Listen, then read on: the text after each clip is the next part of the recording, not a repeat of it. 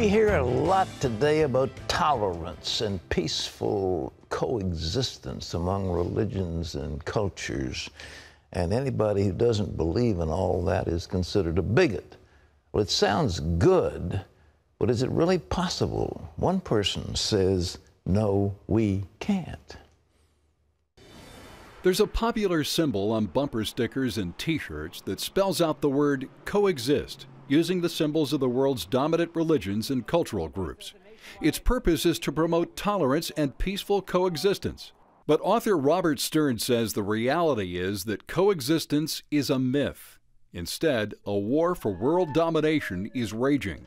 In his book, No We Can't, Radical Islam, Militant Secularism, and the Myth of Coexistence, Stearns explains why these warring worldviews will lead to a critical tipping point in global culture with potentially devastating consequences. Well, Robert Stearns is founder and executive director of something called Eagle's Wings, a global movement of churches, ministries, and leaders. And Robert, you've written a book called No We Can't, Radical Islam, Militant Secularism, and the Myth of Coexistence. Thanks for being with us. Good to see you. Good to see you, sir. Great to be here. What's the deal? What's the deal? On this, yeah. Well, you know, I think of, was it Winston Churchill who said that an appeaser is one who feeds an alligator, hoping that the alligator is going to eat him last, right? And so we're indoctrinated so much today in this kind of Epcot Center view of the world that we all should just be getting along and all cultures can coexist. But we're living in the midst of a clash of civilizations and a clash of cultures. And those of us in the West have got to wake up to that reality. You know, I was talking, Ahmadinejad, interestingly enough, wants to go to a Christian college, and he's chosen Regent University. He'd come and give a lecture for me. And I believe that he is so affixed with the concept of the Mahdi coming and the destruction and so forth.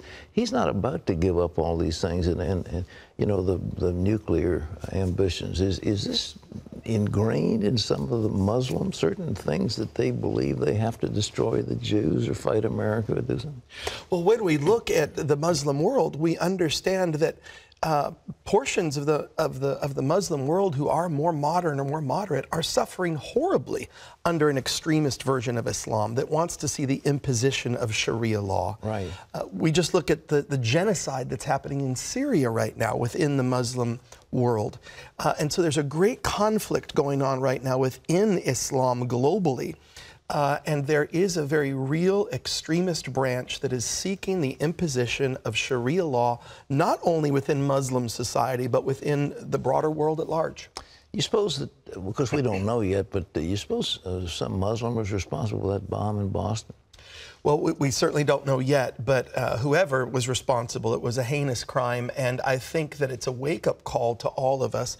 You know, Pat, when that happened, I thought to myself, we know a little bit more now how Israel feels. Yeah. Israel has lived with this vulnerability of constant terrorism on public buses, in public places, in an ongoing way. In a tiny nation smaller than the size of New Jersey, a compact little country.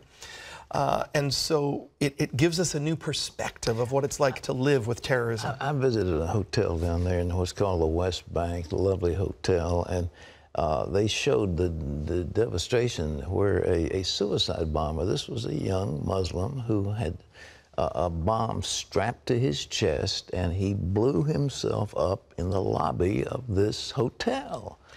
You know, Pat, I think back 20, 30 years ago, we didn't even know the concept of a suicide bomber. That wasn't even a part of our vocabulary. And now, virtually every week, you hear of some kind of suicide bombing happening around the world.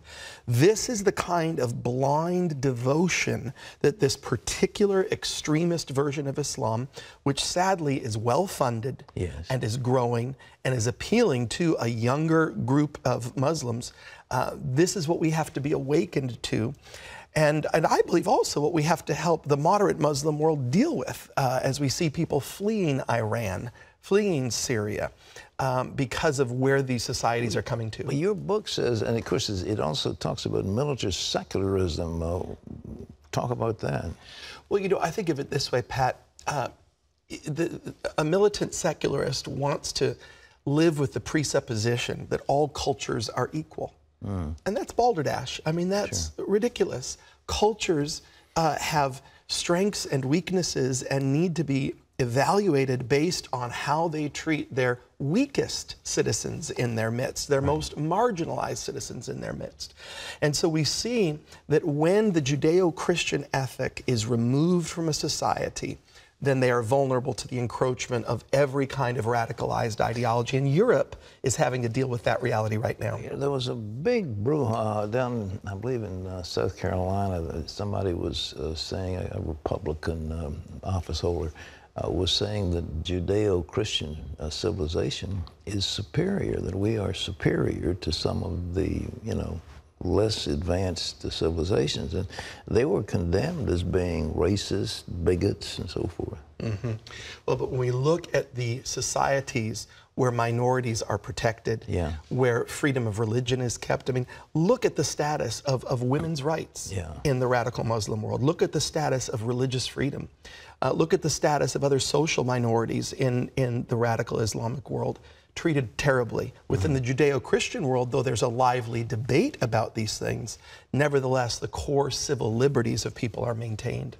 What do you want to do about this? I mean, there's a thrust from the intelligentsia, especially on the academe, to well, I mean, have a harmony, as you say. They should get together and make peace, not war. But what you're saying is it's impossible, that this, or is it? What is the answer? Obviously, as Christians, we always want to stand in a position of looking for peace where it's possible, where it's realistic. But part of peace is that peace has to be built on truth. And so we have to come together in honest, truthful dialogue, and not for the sake of political correctness, mask the realities of what we're dealing with. And so I believe it's a time for the church in the West to awaken in prayer, and to awaken in a place of activism and understanding the challenges that are facing our world today. Well, I appreciate this word. And ladies and gentlemen, where's this book available? You got anywhere books are sold. They can find it. They go to the CBN website and link to our website there. It's a intriguing cover. No, we can't. Radical Islam, Militant Secularism, and the Myth of Coexistence by Robert Stearns. Thank you so much for being with us. It's great to see you, sir. God bless Thank you.